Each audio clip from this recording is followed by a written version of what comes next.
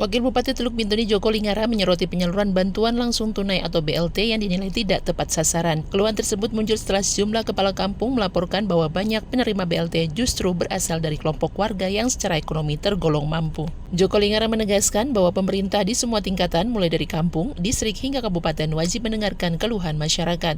Karena itu, ia menekankan pentingnya sinkronisasi data antara pemerintah kampung hingga pusat agar bantuan benar-benar diterima oleh warga yang membutuhkan. Solusinya bagaimana kita cari jalan keluarnya untuk menyelesaikan persoalan yang tadi, yang semestinya orang yang punya hak yang dapat, yang tidak dapat, orang yang tidak punya hak itulah yang dia dapat. Ya, saya pikir ini bukan baru, ini mungkin sudah lama. Tugas kita juga harus mensosialisasikan juga sinkronisasi data antara capil dengan kita distrik dengan kepala-kepala kampung itu harus sinkron. Nanti juga saya akan panggil kepala dinas sosial, sehingga dia harus turun juga tuh, dia suruh bawa staf ke anak buah itu harus turun setiap kampung untuk mencocokkan data. Sebelum kamu mau kirim data ke Jawa sana itu kamu turun tanya dulu kepala kampung, ini data bagaimana, cocok atau tidak dan sebagainya.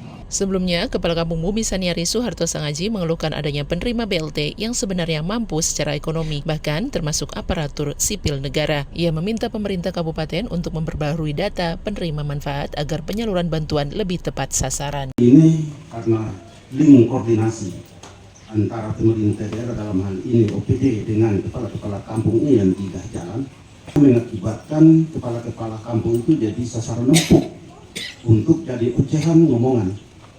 Makanya tadi saya bilang tadi, data-data terdahulu ini harus didaur ulang sehingga sesuai dengan data yang ada di kampung-kampung, sehingga perkenaannya tepat pada sasaran atas permintaan daripada kepala kampung, karena kepala kampung dia tahu persis orang yang mampu, orang miskin yang ada di kampungnya, dan mereka ini tinggal tersebar di wilayah RT masing-masing, tapi datanya itu memang BLT itu sudah diatur dalam Permendagri nomor sekian-sekian pasal sekian tentang penerima BLT.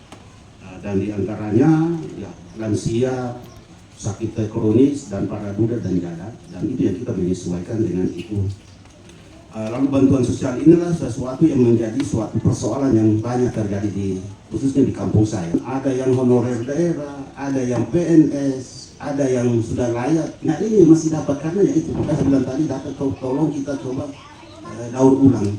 Sehingga apa yang tidak sampaikan tadi bahwa semua perizinan harus lewat kampung, itu saya sangat setuju sekali. Dari Teluk Bintuni, Popo Barat, Dinaryanti, RRI terus mengudara untuk Indonesia.